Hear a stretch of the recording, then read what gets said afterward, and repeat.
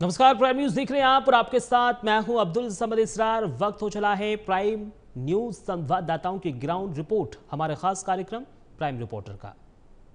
नवी मुंबई के बेलापुर विधानसभा क्षेत्र में बेलापुर खाड़ी है, बेलापुर जेट्टी है और इसी के बाजू में धार्मिक विधि कार्य करने के लिए, मतलब मृत्यु के बाद उस व्यक्ति का धार्मिक विधि जो रहते हैं हिंदू धर्म में, जिसको हम लोग महाराष्ट्र में 13वां, तीसरा या 10वां या 11वां बोलते हैं। तो ऐसे जो धार्मिक विधि रहते हैं मरने के बाद, मृत्यु के बाद उस व्यक्ति के, तो उस जगह पे जाके ये धार्मिक विधि हिंदू धर्म के रीति रिवाज के अनुसार किए जाते हैं। मात्र इस जगह पे जाने वाला एक ही रास्ता था। आज वो रास्ता कुछ दिनों से, मतलब कुछ हफ्तों से सिडको के तरफ से कोई कंपनी को जो भूखंड है, जमीन है, आसपास की जमीन दे दी गई है कोई प्राइवेट कंपनी को या प्राइवेट संस्था को या प्राइवेट कोई व्यक्ति को सिडको के तरफ से, सिडको के माध्यम से। तो वो जो उस जगह पे जाने वाले, जहाँ धार्मिक विधियां की जाती है, उस जगह पे जाने के लिए जो एक ही रास्ता था, वो रास्ता अब ब्लॉक हो चुका है, बंद हो चुका है। जिसको चलते हुए यहाँ के जो एमएलए है, स्थानिक विधायक है मंदाताई म्हात्रे, जो भारतीय जनता पार्टी से बिलोंग करती है, भारतीय जनता पार्टी के मातब्बर नेता मानी जाती है, मातब्बर विधायक मानी जाती है, उन्होंने इसके ऊपर ऑब्जेक्शंस लिया है और उन्होंने सिडको से कहा है। उन्होंने उसके पहले मुख्यमंत्री देवेंद्र जी फडणवीस, उसी तरीके इस विभाग के जो हार्बर मिनिस्टर है, राज्य के कैबिनेट मिनिस्टर नितेश जी राणे, उनको भी उन्होंने कहा है कि एक निवेदन दिया है कि ये जो रास्ता है, जो धार्मिक विधि करने के लिए उस जगह पे जाने के लिए एक रास्ता जो बंद किया गया है कुछ प्राइवेट कंपनी की तरफ से, जिसको उस प्राइवेट कंपनी को सिडको ने अलाउ किया है, तो ये जो रास्ता है वो पूरी तरह से खोला जाए और आसपास की जो गांव है, बेलापुर गांव है, फनसवाड़ी है या शाहबाज गांव है, वहाँ के जो हिंदू धर्मीय लोग हैं, यहाँ के स्थानीय भूमिपुत्र है, प्रकल्पग्रस्त है, उनको वहाँ जाने से रोका जा रहा है। उनको वहाँ उनके मरे जो मृत्यु हुए वे लोग हैं, उनके मृत्यु के बाद जो धार्मिक क्रिया की जा रही है हिंदू रीति रिवाज के हिसाब से, वो करने से रोका जा रहा है। तो वो रास्ता जो है खुला किया जाए, ऐसी मांग स्थानीय विधायक जो मंदाताई म्हात्रे उन्होंने की है। तो और आने वाले समय में उन्होंने एक मीटिंग भी लगाई है और उन्होंने कहा है कि अगर सरकार इसके बाद ध्यान नहीं देती तो हम जो ग्रामस्थ है, जो गाँव के लोग है, बेलापुर गाँव के लोग है, फनसवाड़ी है, आसपास के जो गाँव है, वहाँ के लोग हैं जो आंदोलन करेंगे और इससे कोई भी अगर अघटित घटना होती है तो उसके लिए पूरी तरीके से प्रशासन, शासन जिम्मेदार रहेगा। कैमरा पर्सन अथौड़े के साथ मैं सुदीप घुलप, प्राइम न्यूज के लिए नवी मुंबई से।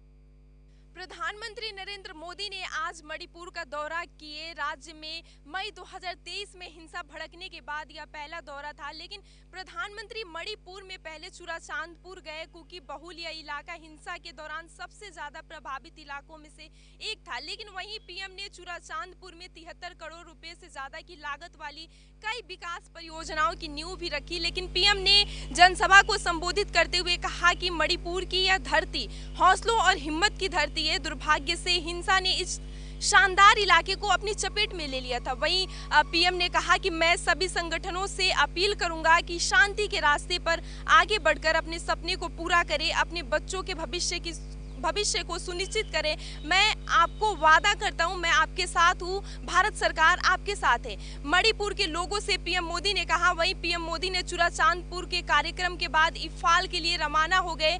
इम्फाल मतई इलाका है जो 2023 के बाद कुफी इम्फाल चेतई के चुराचांदपुर जाना आना बंद हो गया था। 1988 में राजीव गांधी के बाद चुराचांदपुर जाने वाले थे, लेकिन अब पीएम मोदी गए हैं। कैमरामैन कृष्णा के साथ दीक्षा, प्राइम न्यूज। लव जिहाद और धर्म परिवर्तन के मुख्य आरोपी फरहान के घर पर मैं मौजूद हूं। ये जो तस्वीरें मैं आपको दिखा रहे हैं या मैं जहां पर खड़ा हुआ हूं, ये फरहान जो मुख्य आरोपी था लव जिहाद और धर्म परिवर्तन का, उसके घर की तस्वीरें मैं आपको दिखाते हैं। ये जो नोटिस है, ये नोटिस फरहान के घर पर चस्पा है। कल 7 बजे चस्पा किया गया नोटिस।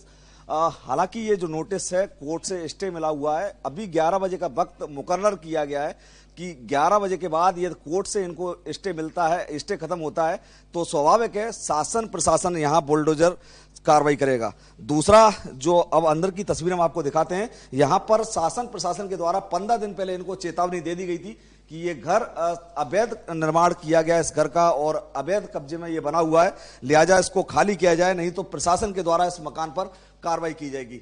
यानी कि ये तय माना जा रहा है कि प्रशासन इस पर कार्रवाई करेगा। उसके बाद ये यहाँ जो इस घर में फरहान के जो माता पिता या जो भी रहते थे वो यहाँ से इसको खाली करके रवाना हो चुके। घर पूरा खाली पड़ा हुआ है। प्रशासन की बस कोर्ट के स्टे हटने का इंतजार है।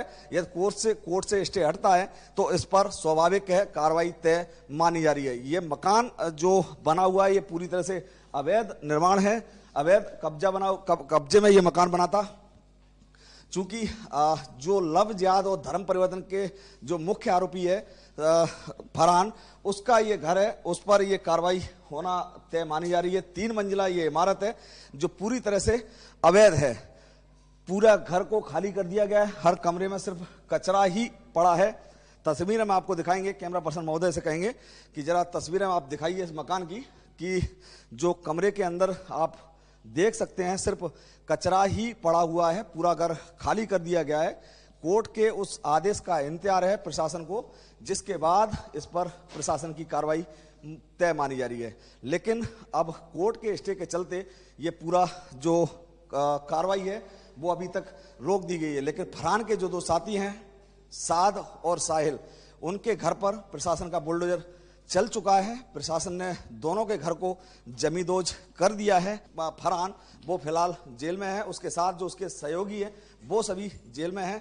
तस्वीरें में हमने आपको दिखाई थी, जो नोटिस चस्पा हुआ है जहां पर क्रॉस का निशान प्रशासन के द्वारा लगाया गया था, उसके ऊपर नोटिस चस्पा है।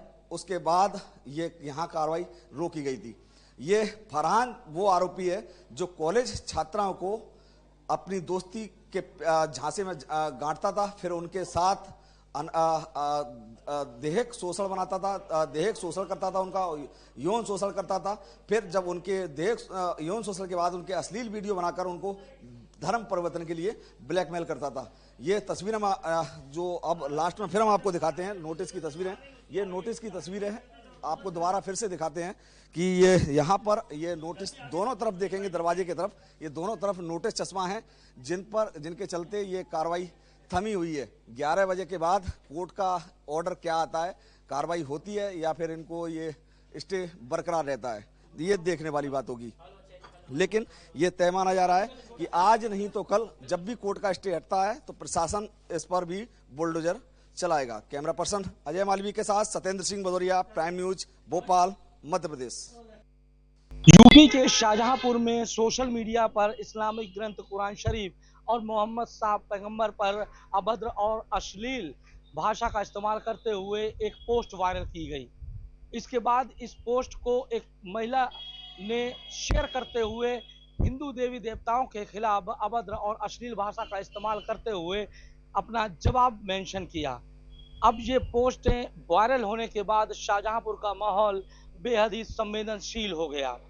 जब तक पुलिस को सूचना लगी, पुलिस ने आनन फानन में सबसे पहले इस पोस्ट को डिलीट करवाया और आरोपी युवक को कुछ मिनटों में ही अपनी हिरासत में ले लिया। सबसे पहले शाहजहांपुर की कोतवाली सदर बाजार में मुस्लिम धर्मगुरु पहुंचे, जहां पर ईदगाह कमेटी के सेक्रेटरी सैयद कासिम रजा अपने साथियों के साथ पहुंचे और उन्होंने आरोपी युवक के खिलाफ तहरीर दी। क्योंकि कुछ घटना के वायरल पोस्ट के बाद पुलिस ने कुछ ही देर में उस युवक को अपनी हिरासत में ले लिया था और सेक्रेटरी की तहरीर पर मुकदमा भी पंजीकृत कर दिया। लेकिन इसी बीच कुछ मिनटों में कोतवाली सदर बाजार के बाहर सैकड़ों लोगों की भीड़ इकट्ठा हो गई। ये भीड़ ने काफी देर तक नारेबाजी की, पुलिस फोर्स भी मौजूद रहा, लेकिन एकाएक जब ये भीड़ बेकाबू होकर थाने में घुसी तो पुलिस को एक्शन लेना पड़ा और पुलिस ने लाठीचार्ज किया। इसके बाद सूचना लगते ही शाहजहांपुर के डीएम धर्मेंद्र प्रताप सिंह और शाहजहांपुर एसपी राजेश द्विवेदी फोर्स के साथ मौके पर पहुंचे और कई थानों का फोर्स शाहजहांपुर बुलाया गया। इसके बाद शाहजहांपुर के एसपी और डीएम ने बराबर शाहजहांपुर वासियों से ये अपील की कि भ्रामक अफवाहों पर ध्यान न दें, सोशल मीडिया पर बहुत सी सोच समझकर किसी भी चीज को साझा करें। देर रात तक शाहजहांपुर के एसपी और डीएम रोड पर रहे, पुलिस फोर्स के साथ भ्रमण करते रहे और चप्पे चप्पे पर निगरानी करते रहे। तो बहरहाल अभी शाहजहांपुर में जो मौके पर स्थिति है वो बिल्कुल नॉर्मल है, लेकिन सुरक्षा की दृष्टि से, कानून व्यवस्था की दृष्टि से शाहजहांपुर के डीएम और एसपी के निर्देशों पर इंटेलिजेंस से लेकर थानों की पुलिस अभी भी अलर्ट मोड पर है।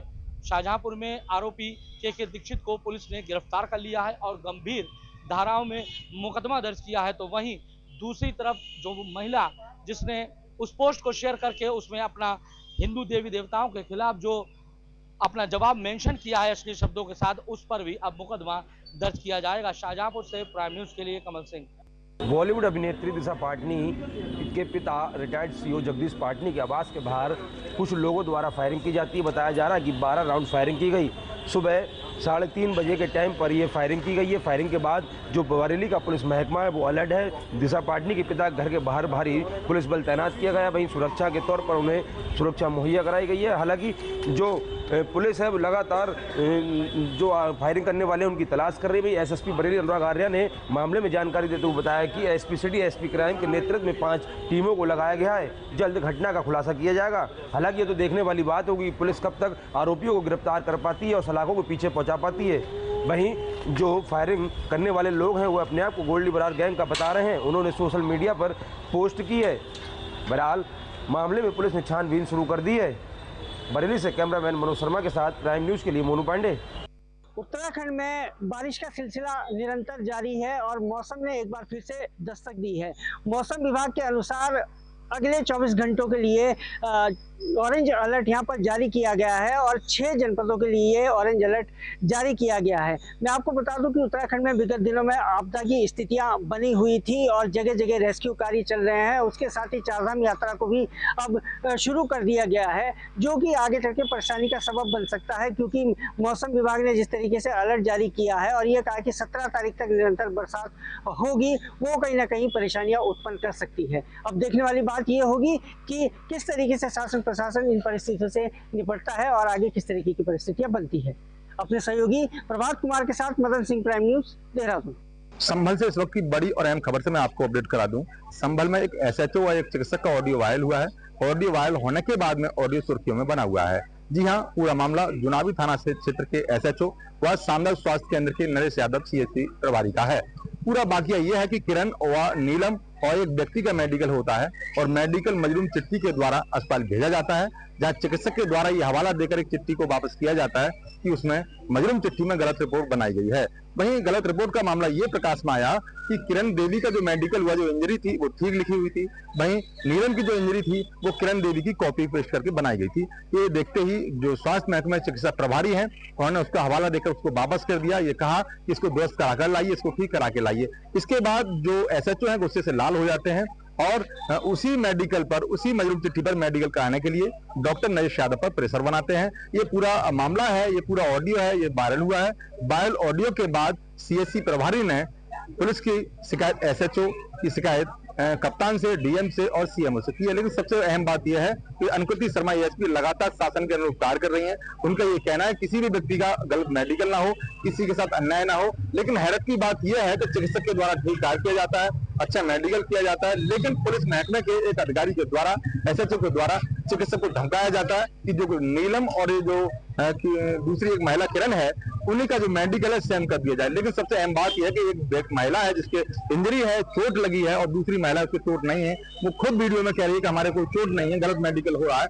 लेकिन पुलिस महकमे का एक अधिकारी एसएचओ क्यों प्रेशर इस वक्त पर बना रहा है? इस तरह की चीजें वायरल हुई हैं। वायरल होने के बाद में पुलिस महकमे पर सवाल खड़े हुए हैं। ये कोई पहला मामला नहीं, लगातार इस तरह के मामले प्रकाश में आते रहे हैं, क्योंकि पुलिस की कोई पहली करतूत नहीं है। क्योंकि एक रस्सी का सांप बनाने का मामला आया था, तमाम मामले आए हैं।